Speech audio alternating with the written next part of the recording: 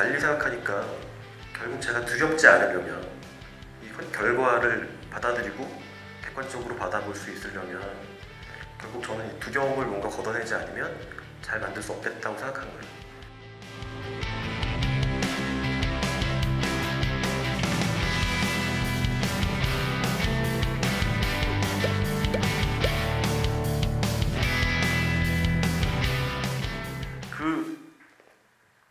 근데 먹방 쿡방은 그래서 언제든 여러분들한테 그러니까 먹는 즐거움들을 알려주려고 하는 거거든요. 뭐 테이스티로도 마찬가지고요. 배고파서 먹는 것보다는 즐거우려고 먹는 확률이 더 많다고 보면, 그래서 그 테이스티로드 할 때 말씀드리면 어떤 맛집 프로그램도 그 맛집을 찾아가셨을 때 다 맛있다고 할 수 없어요. 그 불가능하거든요. 실제로 이런 통계가 있어요. 인구 10만 명당 레스토랑 수를 세면 통계를 보면 파리가 한 100몇 개 돼요. 한 108개 정도 내외가 되고요. 런던이 한 200개, 240개 정도 돼요. 그리고 뉴욕이 300개 남짓답니다. 서울은 인구 10만 명당 그 레스토랑 수는 몇 개나 될까요? 식당에 대한 레스토랑에 대한 개념이 각 나라마다 조금씩 달라요. 그래서 이걸 일반화하기 좀 어렵긴 해요. 지금 말씀드린 숫자가 동일한 기준으로 레스토랑을 말씀드리는 게 아닌데, 인구 10만 명당 서울의 레스토랑 수는 700개가 넘어요. 네, 거의 전 세계에서 탑 클래스 드는 수준에 있어요. 누가 보면 저희 되게 외식 많이 하는 것처럼 보일 텐데 실제로 외식업이 서울은 되게 치안한 도시예요. 식당을 차려서 돈을 벌고 살기가 되게 그러니까 위험한 도시 중에 하나예요. 경쟁이 너무 심하거든요. 그러니까 맛집 프로그램들이나 이런 맛집 프로그램 하는 PD 입장에서 보면 괜찮죠. 괜찮은 아이템이죠. 많은 식당이 있으니까. 근데 이제 문제는 거기에 이제 프랜차이즈가 다수라는 게 허수이긴 합니다만, 서울에서 맛집 프로그램 만들기는 되게 좋은 소스를 갖고 있는 도시 중에 하나라고 생각해요. 근데 그렇게 해서 접근을 해서 테이스티로드 같은 프로그램을 만들고 보니까 아까 말씀드린 대로 대부분 프랜차이즈라는 사실을 제가 간과했구나, 프랜차이즈 식당들이 많구나라는 사실을 간과했고, 왜 10만 명당 700개가 넘는 레스토랑이 서울에 있느냐 따지고 보니까 미원과 다시다의 힘이 크다. 그러니까 사실은 맛내기가 어렵지 않은 거예요. 네, 사실 식당들 음식 드시다 보면 대부분 뭐 비슷비슷하다고 느끼시는 경우도 있을 텐데, 실제로 한국에서 어떤 메뉴를 만들어가지고 식당을 영업하시는 과정에서 그 메뉴 개발을 하는 게 아주 어렵지가 않은 거예요. 그러니까 저 옆집하고 나하고 비슷하게 맛을 낼 수 있어요.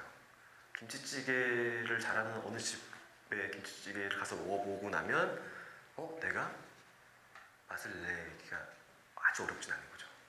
그러니까 이제 그런 힘들이 있으니까 아마 지금 대부분 뭐 수요미식회도 그렇고 테이스티로드가 이제 없어진다는 소문이 있긴 합니다만, 맛집 프로그램들을 보면 다 맛있지 않으세요. 근데 왜 여러분들이 가서 맛있다고 얘기하느냐, 왜 거기가 사람들이 찾아가서 먹어보느냐를 아주 솔직히 말씀드리면, 먹어본 테이스티로드 할 때면 알죠. 먹어보면 알아요. 이 집 맛있다 맛이 없다는 이거의 시청률이 나오겠다 안 나오겠다까지는 아니어도 어느 정도는 알 수 있죠. 근데 그걸 뭘로 커버하냐면 정보의 양으로 말씀드리는 거예요. 그러니까 지금 제가 하고 있는 테이스티라는 프로그램이 그렇긴 한데, 그 프로그램 말씀드리면 테이스트도 좀 다르긴 하지만, 제가 좋아하는 집 중에 연남 서갈비라는 집이 있어요. 서서갈비집이에요. 서서갈비집이 연남동에 있는데 그 집이 지금 50년 넘게 하고 계신데, 사실 그 서서갈비가 맛이 정말 너무 맛있냐, 황홀하냐, 사실은 아주 냉정하게 그렇진 않아요. 그냥 서서 먹는 갈비예요.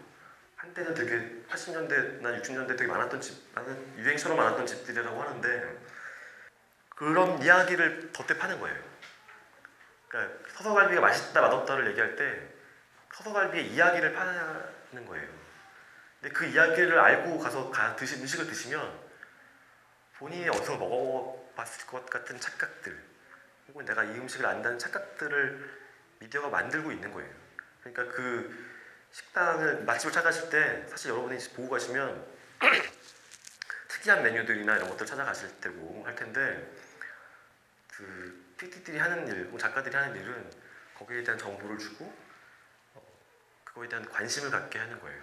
그러니까 맛집 프로그램이 맛을 검증한다, 이 집은 맛있다고 인증한다, 뭐 가끔씩 뭐 포스터도 붙어 있고 뭐 이 집이 맛집인 것처럼 하지만 실제로 그렇지 않습니다. 여러분이 맛집을 찾아가고 할 때 그냥 하나의 지표로 삼아주시면, 그냥 하나의 지도에 있는 한 포인트로 생각하시면 좋은데, 가끔 이제 왜 그런 평가들 하시죠. 야, 내가 어디 식신로드에 나오는 맛집을 갔더니 맛없더라, 식신로드 이상해. 테이스티 로드에 나오는 맛집을 갔더니 야, 거기 형평 어떤데? 라고 말씀들 하시는데, 사실은 그냥 그 프로그램이 맛집을 검증하진 않고 있진 않거든요. 다시 그냥 여러분들이 맛있게 먹는 방법들을 알려드리는 거예요. 어떻게 드시면 맛있어요, 이게 왜 맛있는지 알려드릴게 정도를 알려드리는 거지, 맛있다 맛없다를 구분해드리고 있지는 않습니다. 가끔 제작자 입장에서 보면 그걸 마치 인증하려고 하는 시도들이, 그런 PD들이 있어요. 마치 내 프로그램에서 인증한 맛집이야, 수요미 식해서 인정한 맛집이야 라고 얘기하는 후배들 봐요. 근데 가끔 혼내고 싶지만 그냥 두는데, 그거 인증할 수 있지가 않아요. 매체는 미디어가 이 집 맛있다 없다를 결정지을 수 없는데, 가끔 그런 격들을 보면 안타깝기도 합니다. 처음에 PD가 돼가지고 뭔가 모든 사람들이 좋아하는 프로그램들의 특징 혹은 법칙, 어떤 패턴이 있을 거라고 생각했어요. 모든 사람들이 절대 다수가 공감하는 유머의 코드, 무한도전 같은 거 보면서 그런 것들을 되게 발견하려고 노력했고, 어느 지점에서 알았죠. 아, 그런 건 존재하지 않는다. 그러면 궁극적으로 컨텐츠를 만들 때는 확률 게임이다. 사람들이 좋아하는 것들을, 다수가 좋아하는 것들을 찾아가지고, 왜냐 각자 생각하는 게 다 다르니까, 그러면 모집단으로 묶어가지고 거기서 제일 많은 수가 공유하고 있는 문제들에 대해서 컨텐츠를 만들면 잘 될 것이다. 이제 그런 데이터나 통계 자료들을 가지고 기획을 하고 만들어 보면 다 성공하지 않아요. 유효한 것도 있지만 또 그렇지 않아요. 어차피 제가 만든 거잖아요. 제가 만드는 건데, 저는 그래서 컨텐츠 만들 때 그냥 제 아이디어, 그러니까 저를 되게 중요하게 생각하는 형태로 바뀌어요. 왜냐하면 허무해지거든요. 절대 법칙도 없고 확률을 이용하거나 통계를 이용해서 콘텐츠를 만들어도 반드시 성공하는 건 아니에요. 그럼 뭐가 있을까? 사실은 그런 거 반복이 되니까 되게 지치고 힘들더라고요.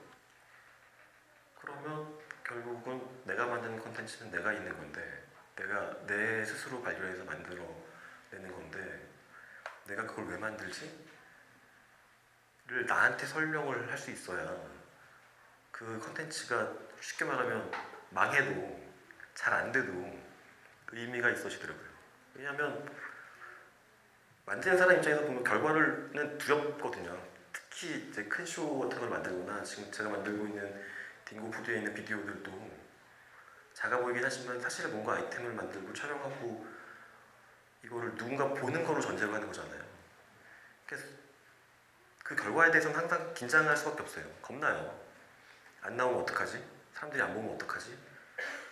근데 이게 항상 그런 두려움 속에 PD라는 그 두려움 속에 있는 게 PD라고 생각한 적도 있었는데, 조금 달리 생각하니까 결국 제가 두렵지 않으려면, 이 결과를 받아들이고 객관적으로 받아볼 수 있으려면 결국 저는 이 두려움을 뭔가 걷어내지 않으면 잘 만들 수 없겠다고 생각한 거예요.